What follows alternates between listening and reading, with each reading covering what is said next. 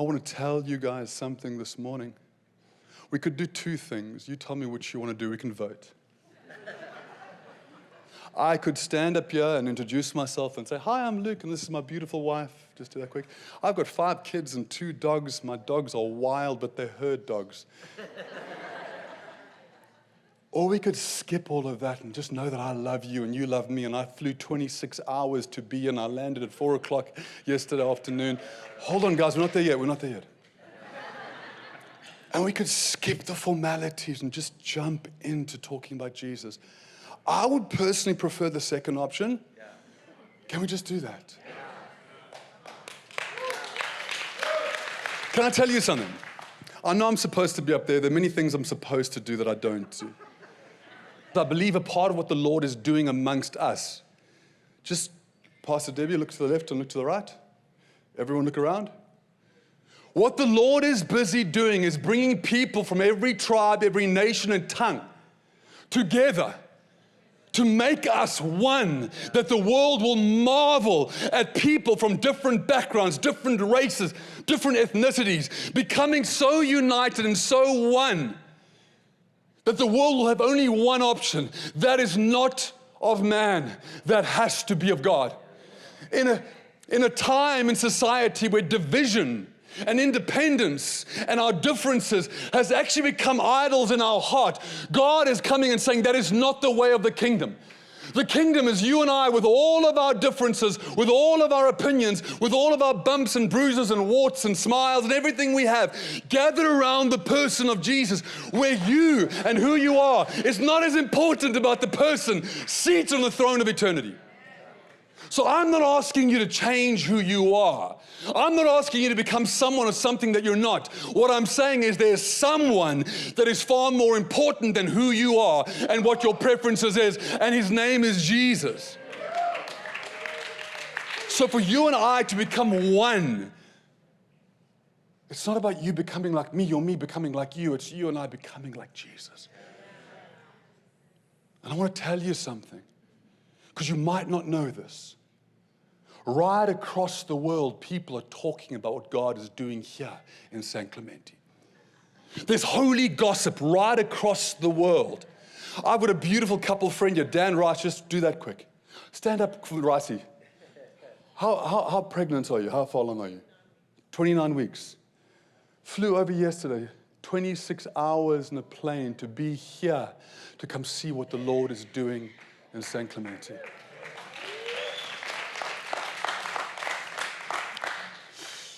I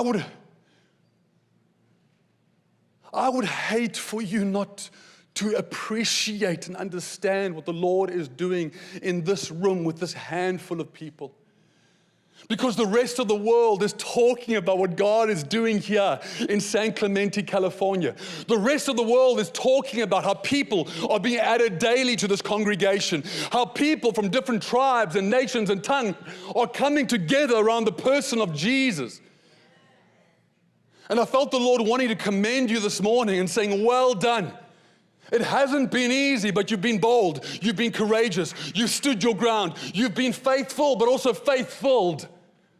That as a people, you've decided in a culture to stand up and be counted on. To stand up and be seen. And as Andrew shared so beautifully this morning in the prayer meeting, it's only just the beginning. That all the work that has taken place up until now is just the foundations being laid. And God is in the process of quickening the process, expediting the journey, where you'll blink and look again, and the things you once dreamed of, you'll be living in here and now today. So Joshua generation, San Clemente, do not grow tired and weary of doing good, for in due season you shall earn your just reward. Come on, man. Do not grow weary, do not grow tired, for in due season you shall earn your just reward. And your and my reward together is not just here on earth. There will be a reward in eternity, an eternal inheritance, where together we spend the rest of time gathered around the person that this is all about, Jesus. I want to tell you a story, and then I'm going to jump into my message. I haven't started my time yet because it doesn't count. Can I tell you a quick story to maybe lay a bit of a foundation and for the message that I want to share this morning? There was a man called Bartimaeus. Bartimaeus, we can read about his life in the book of Mark. Bartimaeus was a blind man. In fact, they called him Blind Bartimaeus. Things were a little bit less politically correct back then. And by all accounts, Blind Bartimaeus had been blind since birth. Everyone knew Blind Bartimaeus. He was really well known in the town and the region. And every single day, Blind Bartimaeus would sit down on the street corner like this. He would cover himself in his cloak, and he would have his cup where he would beg for coins and scraps. Blind Bartimaeus had been on the same street corner every day, every week, every year for all of his life. So Blind Bartimaeus at this stage, he knew people by the sound of their voice. He could tell what was going on in town just by listening to the footsteps. Oh, today's a bit busier. Today's a bit quieter. And everyone knew Blind Bartimaeus. And Blind Bartimaeus was sitting there just like every other day, with his cloak on, listening to the hustle and bustle of the city, ringing his little cup with the coins. Would someone give me some money? Would someone give me something? And day by day he would sit there. But there was a day when Blind Bartimaeus was sitting on his street corner, the same as the day before and the day before that for years. But there was a day where as he sat there, hold on, I'm hearing a few more footsteps than usual. This day was a bit busier. The noise was a bit louder. There was something different about this day. And there, Blind Bartimaeus sits and he's trying to figure this out.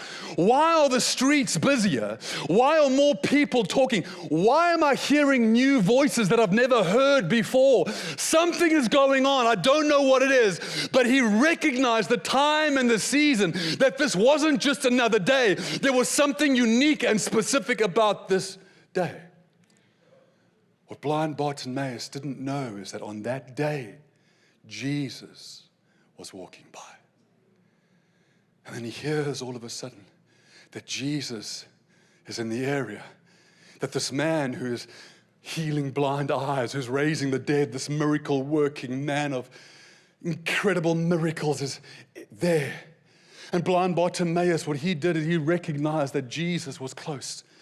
And he shouts out and says, Jesus, Jesus. And as he does that, the people that knew him, the people that had seen him every day said, Bartimaeus, keep quiet. Don't bother him. Bartimaeus, you're not good enough. You're disqualified. You're dirty. But Bartimaeus refused to listen.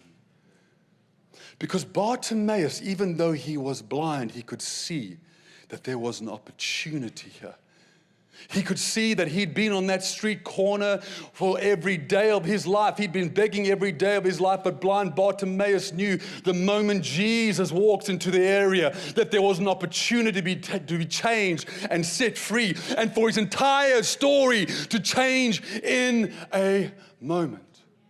And so Blind Bartimaeus wouldn't shut up. He wouldn't stop. He carried on crying out, and eventually Jesus hears him and says to Bartimaeus, come here. And in that moment, immediately, he throws off his cloak. He throws his cup aside, and he fights his way to Jesus. And Jesus looks at him and says, your faith has made you well. And I thought, maybe there's some of us this morning that can relate to Bartimaeus. Maybe we can be sitting here and going, this is just another church service. Maybe if we're looking with our natural eyes, this is just another day. But maybe for some of us, we can look with our spirit and go, Jesus is in the room. I have the opportunity here to have my life changed in one moment like that. So my question, my challenge to us this morning, Jesus is here. what are you going to do about it? Are you going to stay seated on your street corner, and your street corner just might be your seat today? Are you going to stay wrapped in your cloak thinking, I'm just going to hide and sit in the back row and hopefully no one sees me? Are you going to stay seated with your cup of my own provision, my own effort, my own ability? Or knowing that He is in the room, are you going to say, Jesus, would you change me today? Would you heal me today? Would you set me free today? Would you throw it all off and come running to the person of Jesus? So I felt Jesus say to us even before we opened the Word, what are you going to do about the fact that this is not just another day, but that the King is in the room? Are you, just as blind Bartimaeus 2,000 years ago readied himself for this life-changing moment that we're still speaking about today? Are you here this morning saying, Jesus, it's not just another day, and I'm going to have faith that this will be a moment that changes my life forever? Are you ready for your moment? Are you? Are you ready for Jesus to change your life, to set you free, to open your eyes, to do such a work in your life that you are never the same again?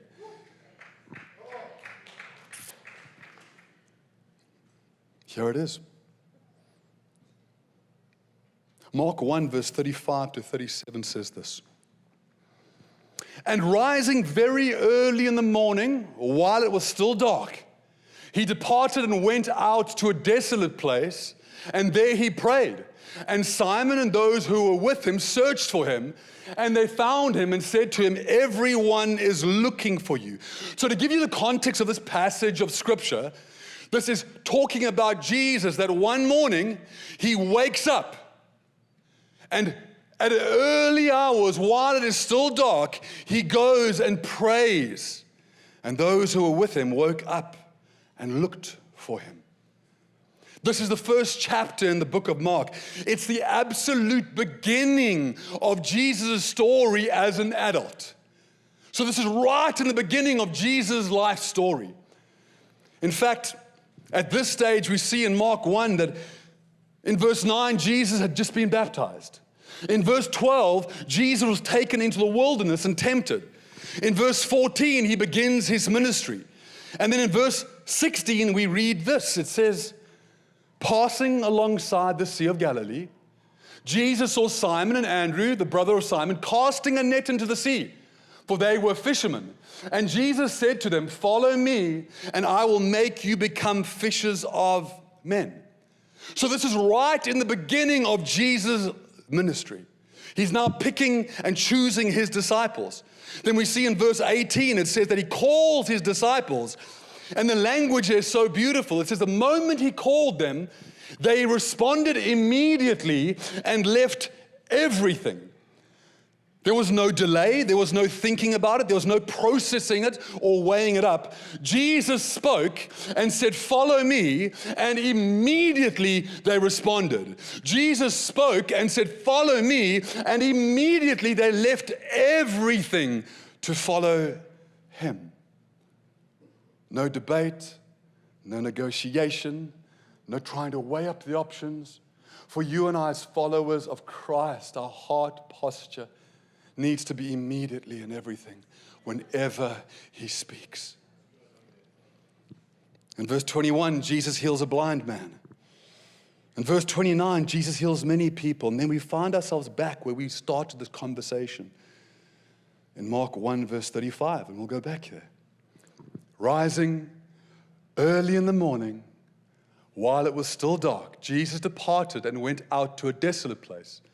And there He prayed, and Simon and those who were with Him searched for Him. And they found Him and said, everyone is looking for you. There's some words I just want to unpack here just for a moment. Jesus gets up while it was still dark in the early hours of the morning. And it says He doesn't just depart to a place. The writer says He departs to a desolate place. Now, whenever the Bible brings in some adjective of that nature, you've got to realize that there's an emphasis that the writer is trying to make here. He doesn't just say departs to a place, but the word desolate is quite intentional and therefore significant. And it means an uninhabited place. It means a barren place. It means empty. A desert, a wilderness type place. It was lonely and isolated. This was not a pleasant place or a place that you wanted to naturally be. This wasn't some beautiful scenic garden. It wasn't some cozy prayer room with a cappuccino in the corner. This wasn't the park bench overlooking the San Clemente Pier, sitting there with your iced latte. It was a desolate place. A lonely, uninhabited place, barren and empty. So Jesus departs to this place to pray. And then in verse 36, it says this, Simon and those who were with him searched for him. So we've got the picture here. Everyone sleeping, Jesus wakes up in the early hours of the morning and sneaks off. Simon and the other disciples wake up and panic now. And go, where is Jesus? And they go searching for him. The word searched here in the original Greek is katadioko. It's a fascinating word. It means this, to pursue intensely, to chase after with determination. This isn't a picture of you and I losing our car keys and hoping to find them. This is a picture of panic. Simon wakes up and says, I left everything and I did it immediately, and now the guy that I'm supposed to be following has disappeared, and he begins to search for him intensely, with passion, with purpose. It actually goes so far as to say Simon was hunting Jesus down. It's a relentless, aggressive pursuit. Not casual following, but pressing hard until the goal is achieved. In another sense, it meant this. When Simon woke up to search for Jesus, Simon was saying, I will not stop until I found what I'm looking for. I will not stop until I find what I'm looking for. In verse 18, Jesus calls these disciples and immediately they leave everything. And only a few verses later do they wake up in a panic and they go, I'm going to pursue him with everything I have. I'm going to chase after him with all of my determination. I'm going to hunt him down as if my life depends on it. And I refuse to stop until I find Jesus. They were desperate for him. They would leave everything behind and follow him to any place at any time. It didn't matter how desolate it was. It didn't matter how dark the hour was. They said, Jesus, if you're going there, I will be there with you. I will walk away from everything. And I thought this for a moment. Do you remember when you were so desperate for him that you would wake up in the early hours of the morning when it was dark, inconvenient, and costly, but you loved him so much.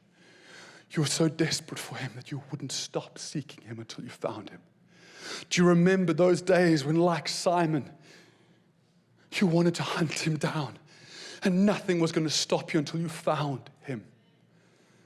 Do you remember when you were so desperate for him that you would follow him anywhere? It didn't matter where he was calling, and it didn't matter where he was leading. You wouldn't stop until you found him. Do you remember those days when your heart burned in such a way that nothing else mattered? Well, what the disciples are experiencing is exactly that. They left their jobs and financial security. They left their homes and their families. They left their comforts and their preferences. They left behind everything and they followed him. There is nothing they wouldn't do for Jesus. Nothing. There is nowhere they wouldn't go for Jesus. They had found the one thing and were consumed by it and nothing else mattered. When last did you and I search for him like this? And be honest with yourself this morning. My heart is not to offend. My heart is to encourage. My heart is to challenge. My heart is to stir the flame inside of you, that we could burn once more. When last did your and my heart burn like this for him? When last did we live this way, where we would leave everything immediately and follow him wherever he was going? And this is only chapter 1 of Mark. This is just the beginning of the story. These disciples had another 3 years of journeying with Jesus.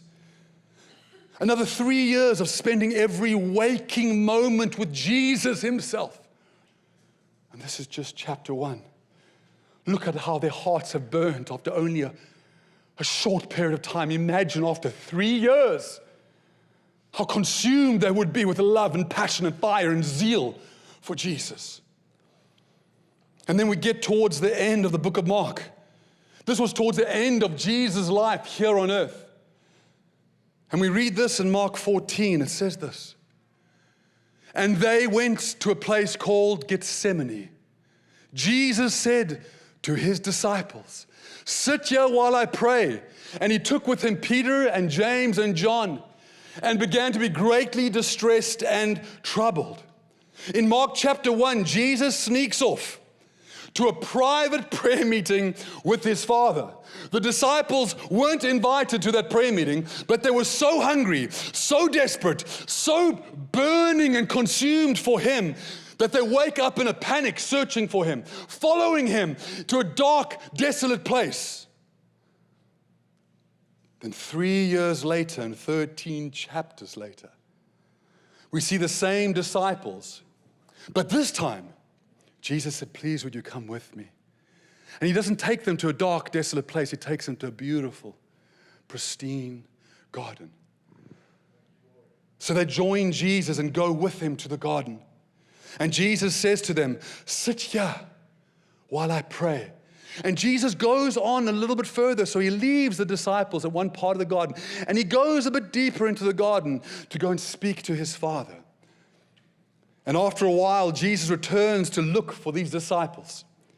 And we read this in the very next verse in Mark 14:37. It says, Jesus came and found them sleeping. And he said to Peter, Simon, are you asleep? Could you not watch for 1 hour? The same disciples that in chapter 1 woke up in an absolute panic because they couldn't find Jesus, that hunted him down and pursued him with every single thing that they had, that followed him into complete darkness and searched for him, followed him into a desolate place just to be with him. Their lives depended on their proximity and closeness to Jesus in chapter 1, but in chapter 14, now they were found sleeping. These disciples now had been invited to this prayer meeting. Jesus had said to them, would you please come with me into the garden? I need you now. At the greatest hour of Jesus' need for them, they were found fast asleep. So now the question is for you and I this morning, what happened between Mark 1 and Mark 14? What happened with the same group of disciples that burned in such a way that they would leave everything to follow Jesus? Now, 3 years and 13 chapters later, they found asleep, but not just at any prayer meeting, the most important prayer meeting of Jesus' life. What happened that caused their hearts to die? What happened that caused them to fall asleep? I'll tell you. In Mark 2, Jesus heals a paralyzed man. In Mark chapter 3, Jesus heals a man with a withered hand. In Mark chapter 4, Jesus calms an entire storm with just his words. In Mark chapter 5, Jesus heals the demoniac, a man possessed by a legion of demons, and drives out all the demons. In Mark chapter 6, Jesus takes 2 fish and 5 loaves and feeds over 5,000 people. In Mark chapter 6, Jesus walks on water. In Mark chapter 7, Jesus heals a deaf man. In Mark chapter 8, Jesus heals a blind man. Mark chapter 9 was a really impressive chapter. It says this: after 6 days, Jesus took with him the same disciples, Peter, James, and John, and led them up a high mountain by themselves. And there he was transfigured before them, and his clothes became radiant, intensely white, as if no one on earth could bleach them. And there appeared to them Elijah with Moses, and they were talking with Jesus. So the same group of disciples, Jesus takes them up the mountainside with him, and it says Jesus begins to glow. He begins to radiate in a way that this world could never make him shine, in a way that bleach could never make him as white. And then all of a sudden Elijah and Moses appear, and Jesus begins to talk with them. And the same disciples witness all of this. But hold on. A few verses later, it gets even crazier. In verse 7, it says this: and a cloud overshadowed them, and a voice came out of the cloud saying, "This is my beloved Son. Listen to him." So now the same disciples are seeing Jesus glow and radiate, talking to Elijah and Moses. And all of a sudden, the audible voice of God engages in the conversation and says, "This is my beloved Son. Listen to him." And then in Mark chapter 10, it says Jesus heals the guy we just spoke about, Bartimaeus. And then in Mark chapter 11, Jesus curses a fig tree with his words, and the entire tree dies. So if you want to know what happens between Mark chapter 1, when the disciples burned for Jesus in a way that nothing else mattered, and Mark chapter 14, when they fell asleep at the most important hour, between 1 and 14, every known miracle to man took place.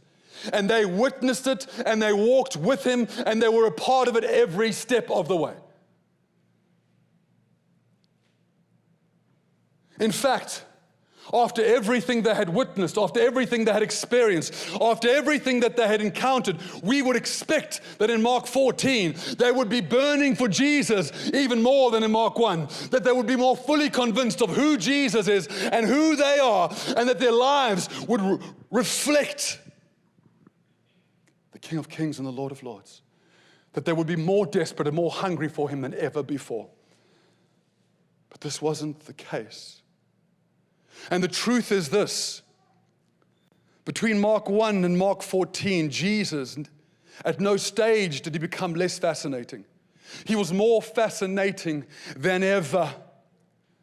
The challenge is that they became less fascinated with him. This was not a reflection on who Jesus was.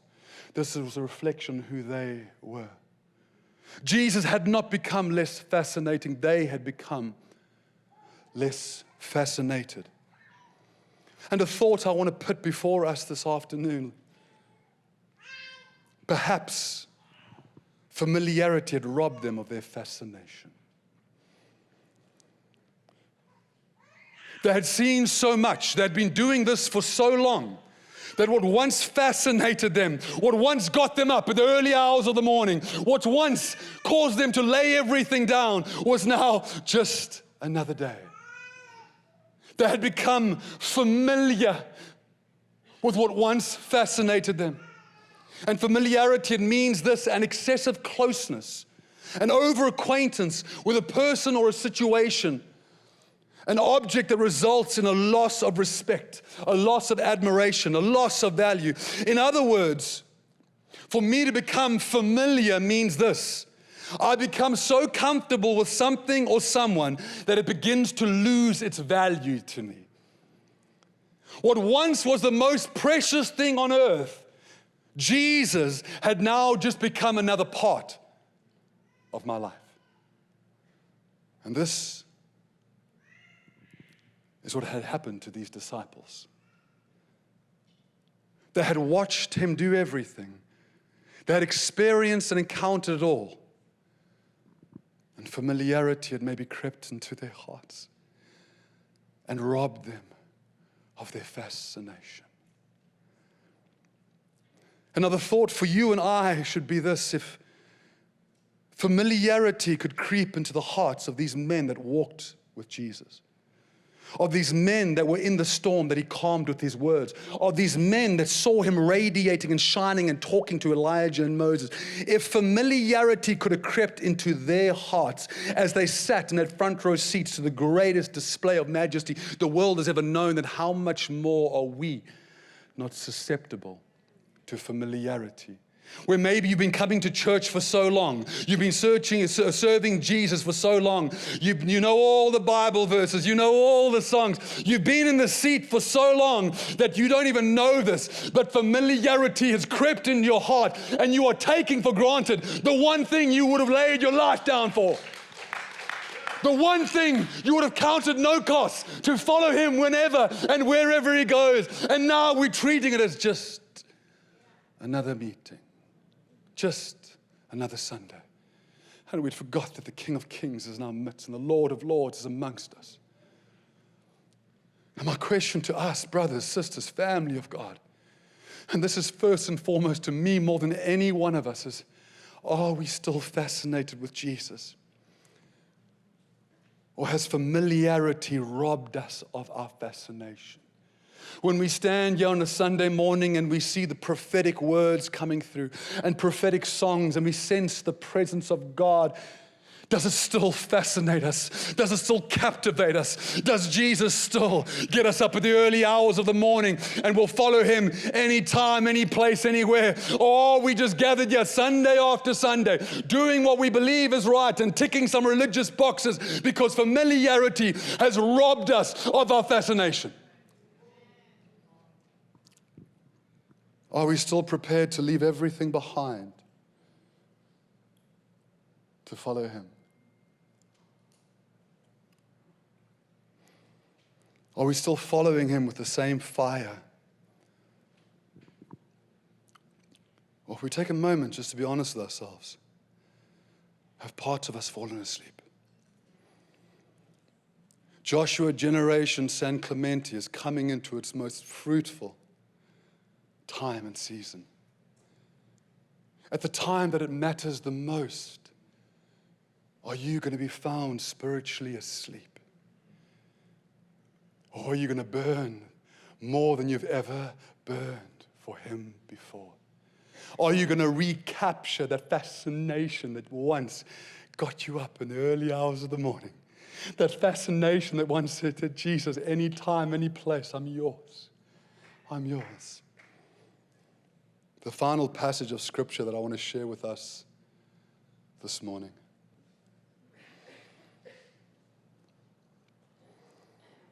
Jesus speaks to the church in Ephesus, and it's a well-known passage of Scripture.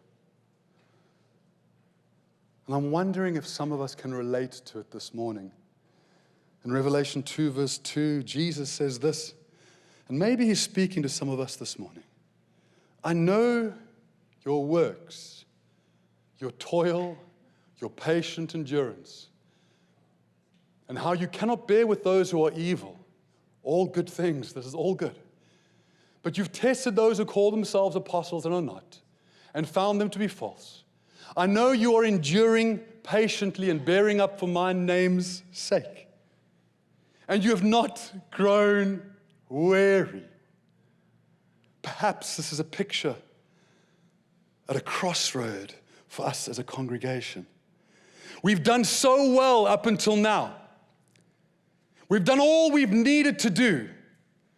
But I feel the Lord is bringing us to a place this morning, and he's saying what has brought you thus far will not carry you any further. And what I require from you is not greater effort, but greater love. I have this against you, that you've abandoned the love you had at first.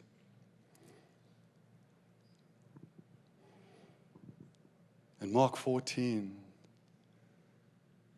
Peter, James, and John, they had healed people. They had performed miracles. If anything, they had works. If anything, they had fruit. They could say, look at my CV, but Jesus says, no, I'm not interested in your CV. I want you to awake from your sleep. And for some of us this morning, maybe we've been sleeping totally, where we're just going through the motions. But maybe for some of us this morning, hopes and dreams have fallen asleep. Parts of our heart have fallen asleep. Maybe you're here this morning and disappointment or hurt or heartache or even church offense that we spoke about last week, maybe those things have caused some parts of your heart to fall asleep because it's safer and it's easier. It won't require me waking up and trusting and following and laying it all down. But I want you to know, Joshua, Generation San Clemente, that He has more for you. And even though it might cost, the reward is infinitely worth it. I believe that there's an opportunity here this morning. There is a moment for us to recognize that Jesus is here. As blind Bartimaeus, as blind as he was, even he could see. The King is in the room. And I have an opportunity. I have a moment. And you know what made Bartimaeus get up? Accusation, condemnation was telling him, no, you're not good enough. You've made too many mistakes. And you might be here this morning and you think, I've messed up too many times.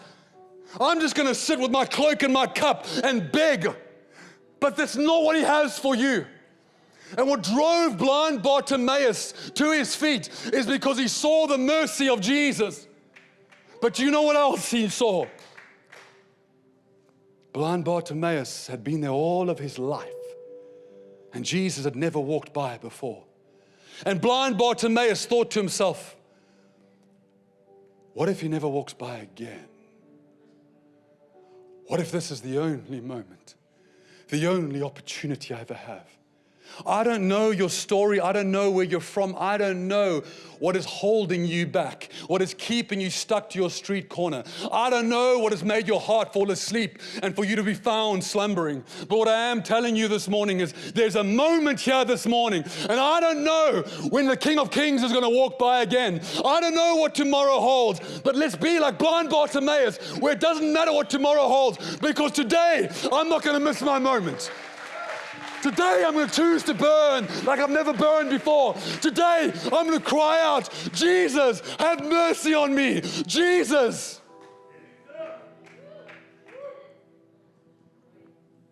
John Wesley, a man used mightily by God, says this: